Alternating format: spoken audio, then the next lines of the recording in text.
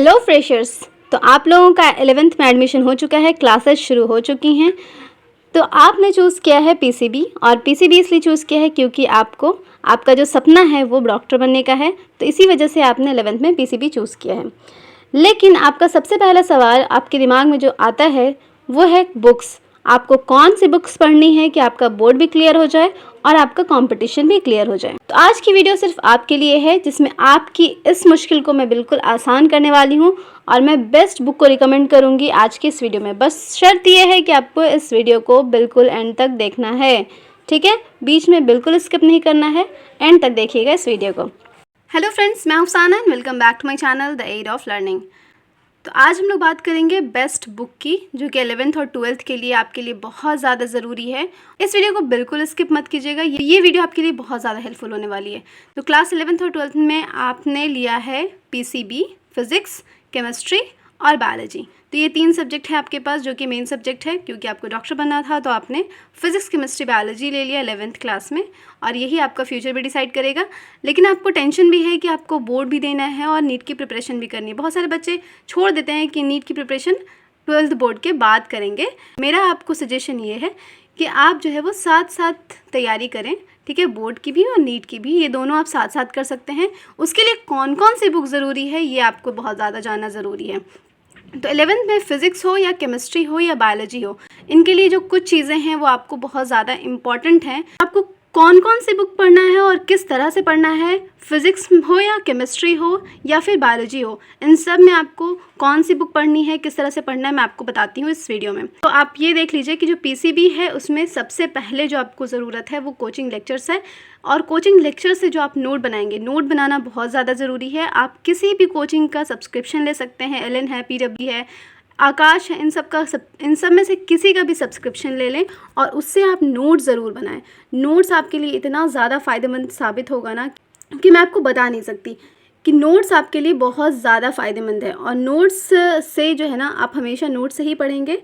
और उसके अलावा जो डीपीपी, क्योंकि अगर आप किसी भी कोचिंग सेंटर का अगर आप सब्सक्रिप्शन लेते हैं, आप ऑनलाइन पढ़ें या फिर ऑफलाइन पढ़ें, तो आपको कोचिंग का लेक्चर मिलता है। कोचिंग में टीचर्स जो है वो फ्रेशर्स को स्पेशली वो नोट्स लिखवाते हैं, क्योंकि उनको बोर्ड की भी प्रिपरेशन करानी होती है, साथ साथ बोर्ड का एग्ज़ाम भी देना होता है। 12th में, 11th में भी एग्ज़ाम देना होता है, स्कूल का एग्ज़ाम देना होता है। तो इस वजह से वो फ्रेशर्स को पूरा हर चीज़ बताते हैं, हर चीज़ लिखवाते हैं, ठीक है। तो यहाँ पर कोचिंग का नोट्स, कोचिंग का लेक्चर सुनकर आपको उसका नोट्स बनाना बहुत ज़्यादा ज़रूरी है।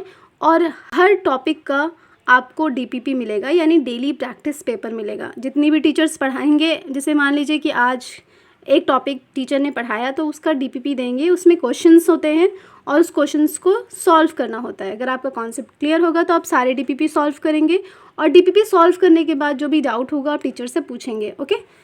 तो दूसरी चीज़ तो डीपीपी हो गई। और तीसरी चीज़ कोचिंग का जो मॉड्यूल होगा। अगर आप सब्सक्रिप्शन लेते हैं किसी भी कोचिंग का तो आपको मॉड्यूल भी मिलता है, जैसे अब एनसीईआरटी बुक, जो कि बहुत ज़्यादा ज़रूरी है। मैं बता दूंगी कितने पार्ट्स होते हैं, आगे चल के आप पूरा देख लीजिएगा वीडियो, तो आपको सारा आपको डिटेल में पता चल जाएगा।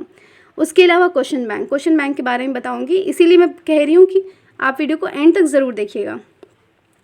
तो यहाँ पर सबसे पहले हम लोग बात करते हैं कोचिंग मॉड्यूल्स की। तो कोचिंग मॉड्यूल्स में आप कौन कौन से कोचिंग मॉड्यूल्स ले सकते हैं जो आपके लिए फ़ायदेमंद हो, जैसे कि एलन का आप ले सकते हैं। एलन का बहुत अच्छा होता है कोचिंग का मॉड्यूल।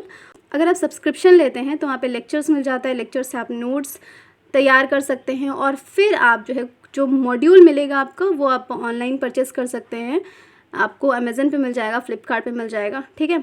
तो यहाँ से आप एलन का मॉड्यूल ले सकते हैं, या फिर अगर आप आकाश का लेना चाहें तो आकाश का भी ले सकते हैं। यहाँ पे भी क्वेश्चंस बहुत अच्छे होते हैं आकाश के भी मॉड्यूल में। या फिर पीडब्ल्यू का लेना चाहें तो पीडब्ल्यू का भी मॉड्यूल ले सकते हैं। ये सारा जो है ना आपको ऑनलाइन मिल जाएगा, किसी भी प्लेटफॉर्म पर आप जा कर के ले सकते हैं, कोई ज़्यादा मसला नहीं है, लेकिन आप ले लीजिएगा, ठीक है। ये सारा मॉड्यूल है जो कि आपको लेना है लेकिन मैं एक चीज़ और इसमें बता दूं कि अगर किसी भी आप ऑनलाइन कोचिंग ले रहे हैं, जैसे कि बहुत सारे बच्चे ऑनलाइन कोचिंग लेते हैं, तो ऑनलाइन कोचिंग अगर ले रहे हैं तो जिस कोचिंग का सब्सक्रिप्शन ले रहे हैं उसी कोचिंग का आप जो है वो मॉड्यूल खरीदिएगा। उससे क्या होगा, आपको आसानी होगी। ये मान लीजिए कि आपने एलन का कोचिंग का सब्सक्रिप्शन लिया है, वहाँ के लेक्चर से पढ़ रहे हैं, तो वहाँ पे जो है ना को रिलेट करने में आपको आसानी होगी। अगर आप आकाश का ले रहे हैं तो आकाश का मॉड्यूल ले लीजिए, अगर PW का ले रहे हैं तो PW का मॉड्यूल ले लीजिए, तो उससे जो है ना आपको ज़्यादा आसानी हो जाएगी। ठीक है, तो मॉड्यूल आपके पास होना ज़रूरी है और इसके क्वेश्चंस कर लीजिए। ठीक है, मैं बिल्कुल भी फालतू बुक आपको नहीं बताऊंगी, बिना मतलब का बहुत सारी बुक लेने से कोई फ़ायदा नहीं है। सबसे पहले बात करेंगे फ़िज़िक्स की। तो फिज़िक्स में कोचिंग का लेक्चर है, नोट्स है और DPP आपको करना ही करना है, क्योंकि आपको जो क्वेश्चंस है वो आपको करना ही करना है। फिज़िक्स में या केमिस्ट्री में या बायोलॉजी में क्वेश्चंस करना बहुत ज़्यादा ज़रूरी है, और स्पेशली जो न्यूमेरिकल्स होते हैं फिज़िक्स में, उसमें जो है वो क्वेश्चंस आप जितना कीजिएगा उतना आपका जो स्पीड होगा वो ज़्यादा होगा और एक्यूरेसी भी ज़्यादा होगी। ठीक है, उसके अलावा कोचिंग का मॉड्यूल मैंने बता दिया, किसी भी कोचिंग का मॉड्यूल ले सकते हैं। NCERT बुक, और NCERT बुक आपको पढ़ना है। फिज़िक्स में ज़्यादा ज़रूरी नहीं है NCERT बुक, लेकिन आपको NCERT बुक पढ़ना है, एक बार तो ज़रूर पढ़ना है। और 5वां है क्वेश्चन बैंक। तो ये आपका फिज़िक्स का है। बाद हम लोग बात कर लेते हैं कि NCERT बुक कौन कौन सी लेनी है आपको। तो NCERT बुक में आप देख लीजिए, NCERT बुक जो है वो फिज़िक्स का 11th में, अगर आप क्योंकि अभी आप 11th में गए हैं तो आपको 11th की बुक लेनी है, 11th का पार्ट 1 और पार्ट 2। उसके बाद जब 12th में जाएंगे तो 12th का पार्ट 1 और पार्ट 2। तो ये सारी बुक है फिज़िक्स का 2-2 पार्ट्स है हर क्लास में। ठीक है, एक चीज़ आप और ध्यान दीजिएगा, आप नया एडिशन लीजिएगा, पुराना मत लीजिएगा। ठीक है, न्यू एडिशन जो मिलेगा वही लीजिएगा। ठीक है, फिज़िक्स NCERT बुक ज़्यादा नहीं पढ़ी जाती है, उसमें ज़्यादातर आपको कोचिंग का मॉड्यूल बनाना होगा, DPP बनाना होगा, लेक्चर से ही पढ़िएगा आप। लेकिन एक बार NCERT बुक भी पढ़ना ज़रूरी है, स्पेशली इसके क्वेश्चन ज़रूर करना ज़रूरी है, क्योंकि क्वेश्चंस जो होते हैं ना बहुत बार जो है ना वो मैच कर जाते हैं। तो इस वजह से आपको NCERT बुक लेना बहुत ज़्यादा ज़रूरी है। ठीक है, एक बार आप ज़रूर पढ़ लीजिएगा। नेक्स्ट हम लोग बात कर लेते हैं केमिस्ट्री की। तो केमिस्ट्री में भी सेम कोचिंग का लेक्चर और उसका नोट होगा, वो आपको करना है। उसके अलावा DPP आपको जो भी पढ़ाया जाएगा उसका डेली प्रैक्टिस पेपर जो होगा वो करना है, और कोचिंग का मॉड्यूल मतलब जो भी, अगर आपका एक चैप्टर हो गया है तो आपको उस चैप्टर का जो क्वेश्चन होगा मॉड्यूल में होगा वो आपको करना है। उसके अलावा NCERT बुक और उसके अलावा क्वेश्चन बैंक। तो NCERT बुक में देख लीजिए, NCERT बुक केमिस्ट्री में कौन कौन सी है। तो केमिस्ट्री है पार्ट 1, पार्ट 2, ये 11th का है, और 12th का पार्ट 1, पार्ट 2। तो ये सारी बुक है। इसका भी न्यू एडिशन ले लीजिएगा, क्योंकि नया एडिशन थोड़ा डिफरेंट है। ठीक है, तो इसमें आपको न्यू एडिशन ज़्यादा सही रहता है, तो आप न्यू एडिशन ले लीजिएगा। और केमिस्ट्री में मैं आपको बता दूं, चाहे बोर्ड हो चाहे नीट हो, आपको दोनों में केमिस्ट्री का NCERT बुक पढ़ना बहुत ज़्यादा ज़रूरी है। आप NCERT पे ही फोकस कीजिएगा। बहुत सारे बच्चे रेफरेंस बुक खरीदना चाहते हैं कि मुझे रेफरेंस बुक लेना है, ये बुक ले लो, वो बुक ले लो। कोई बुक लेने की ज़रूरत नहीं है रेफरेंस बुक, आपको सिर्फ़ और सिर्फ NCERT पढ़ना है, कोई एक्स्ट्रा बुक लेने की कोई ज़रूरत नहीं है। अगर आपको कुछ पढ़ना ही है ना, तो सिर्फ आप कोचिंग का नोट्स पढ़िए, उसी से कॉन्सेप्ट समझिए। कोचिंग का लेक्चर बार बार देखिए, जो रिकॉर्डेड लेक्चर होता है उसको बार बार देखिए। जो कॉन्सेप्ट समझ में नहीं आ रहा है वो डाउट क्लियर कीजिए, अपने टीचर से डाउट क्लियर कीजिए। लेकिन इसके अलावा आपको और कोई बुक लेने की कोई ज़रूरत नहीं है। स्पेशली रेफरेंस बुक तो बिल्कुल लेने की ज़रूरत नहीं है, उसमें बिल्कुल अपना पैसा बर्बाद करने की ज़रूरत नहीं, क्योंकि इतना जो है ना वो मोर दैन इनफ है आपके लिए।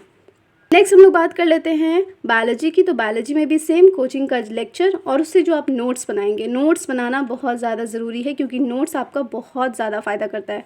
और उसके अलावा DPP जो डेली प्रैक्टिस पेपर होगा जो आपको मिलेगा वो आपको करना है बायोलॉजी में भी। और कोचिंग का मॉड्यूल, अगर आपका एक चैप्टर कंप्लीट हो तो उस चैप्टर का मॉड्यूल लेकर के उसका सारा क्वेश्चंस बना लेना है। उसके अलावा NCERT बुक और क्वेश्चन बैंक। तो NCERT बुक यहाँ पर देख लीजिए कि NCERT बुक जो है वो कौन कौन सी है बायोलॉजी में। तो बायोलॉजी में 11th के लिए एक बुक है, ठीक है, इसमें कोई पार्ट 2 नहीं है, और 12th के लिए एक बुक है। तो ये दोनों बुक है। बायोलॉजी का भी न्यू एडिशन बहुत ज़्यादा ज़रूरी है, क्योंकि बायोलॉजी में बहुत ज़्यादा चेंजेस आए हैं, तो आपको बायोलॉजी का न्यू एडिशन ही लेना है। कोई भी बुक का न्यू एडिशन ही लीजिएगा, पुराना एडिशन मत लीजिएगा। ठीक है, नेक्स्ट बात कर लेते हैं क्वेश्चन बैंक की। तो क्वेश्चन बैंक जहाँ पे आपको सारा क्वेश्चन मिलेगा, तो वो आप कौन सा लेंगे, क्वेश्चन बैंक की कौन सी बुक लेंगे, उस देख लेते हैं। तो क्वेश्चन बैंक में आपको MTG पब्लिकेशन का बुक मिलेगा, फिज़िक्स का भी अलग से मिलेगा, केमिस्ट्री का मिलेगा और बायोलॉजी का मिलेगा। लेकिन मेरा रिकमेंडेशन यहाँ पे ये है कि बुक अभी मत खरीदिएगा। ठीक है, मैं ऐसा क्यों कह रही हूँ इसका भी जवाब मैं आपको दे देती हूँ। मैं इसलिए ऐसा कह रही हूँ कि अभी नीट का भी 1 महीने में पेपर होने वाला है। ठीक है, मई में पेपर होगा, 4 मई को पेपर है। 4 मई के पेपर के बाद 10-15 दिन के बाद न्यू बुक आ जाएगी, जो कि 38 ईयर्स की होगी। 1 महीने पहले लेकर 1 साल का पेपर क्यों छोड़ें, इस वजह से आप। और वैसे भी अभी जो है ना अभी 10-15 दिन आप जो है वो रुक ही सकते हैं न्यू बुक लेने के लिए। तो आप जो है ना अभी नीट का ये बुक मत लीजिएगा, ये आप नीट के पेपर के बाद लीजिएगा। इसका रीज़न एक और ये है कि इस बार का नीट का पैटर्न चेंज होने वाला है, क्योंकि अब 180 क्वेश्चन ही आएंगे। तो इस वजह से अभी न्यू बुक और लॉन्च होगी जिसमें पैटर्न चेंज होकर के आएगा। एक वीडियो और मैं बनाऊंगी नीट के एग्ज़ाम के बाद, तब तक आप ये वाली बुक अभी मत लीजिएगा, ओके। और कोई भी नहीं, सिर्फ एनसीईआरटी आपको लेना ज़रूरी है, क्योंकि एनसीईआरटी आपको पढ़ाई अभी शुरू करनी है, तो एनसीईआरटी आपको लेना ज़रूरी है। लेकिन ध्यान रखिएगा कि एनसीईआरटी बुक के अलावा और कोई बुक लेने की ज़रूरत नहीं है। तो इसमें सैम्पल पेपर्स भी होते हैं, वो भी चेंज हो जाएंगे, उस क्वेश्चन के हिसाब से ही आ जाएंगे। तो वो क्वेश्चन के जो नया पैटर्न होगा क्वेश्चन का उस हिसाब से आएगा। इसी वजह से अभी ये बुक मत लीजिएगा, बाद में लीजिएगा, नीट एग्ज़ाम के बाद लीजिएगा।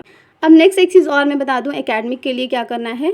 एकेडमिक के लिए आपको कुछ नहीं करना है, कोचिंग का लेक्चर होगा ना, उसी का नोट्स से कॉन्सेप्ट क्लियर करना है। एनसीईआरटी बुक से आपको पढ़ना है फिजिक्स, केमिस्ट्री, बायोलॉजी, ये सारा जो है ना आपको सिर्फ एनसीईआरटी से ही करना है।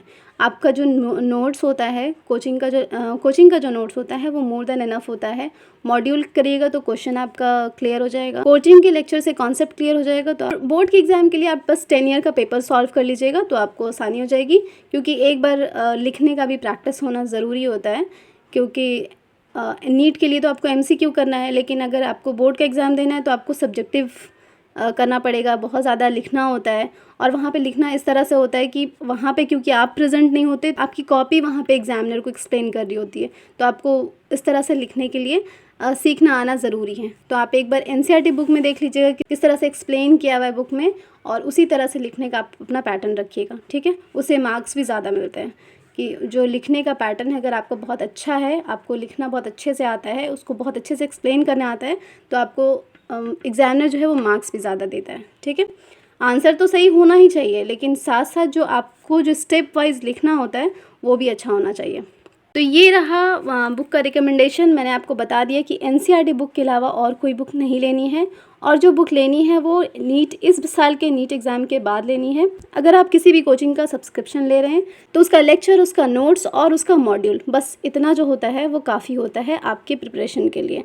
अगर इसके अलावा आप करेंगे ना तो बहुत ज़्यादा हौच पौच हो जाएगा, आपके पास इतना टाइम नहीं होता कि आप इतना सब कुछ कर सकें, ठीक है। इतना अगर आप कर लें जितना मैंने आपको बता दिया, वही आपके लिए मोर देन इनफ होता है। उसी को अच्छे से करना होता है। क्वांटिटी से ज़्यादा क्वालिटी मैटर करती है, तो आप बस क्वालिटी स्टडी करिए, क्वांटिटी पे मत जाइए कि मुझे ये बुक खरीद लेनी है, इसने ये कहा तो ये बुक खरीद लो, कोई दूसरी बुक खरीद रहा है तो वो भी बुक खरीद लो। बहुत सारा बुक ढेर लगाने की कोई ज़रूरत नहीं है। एनसीईआरटी खरीदिए, कोचिंग का लेक्चर कीजिए, मॉड्यूल कीजिए, बस। और लास्ट में नीट का पेपर हो जाएगा, उसके बाद 38 ईयर्स का नीट का क्वेश्चन बैंक खरीद लीजिए। इतना आपके लिए बहुत ज़्यादा है, ठीक है।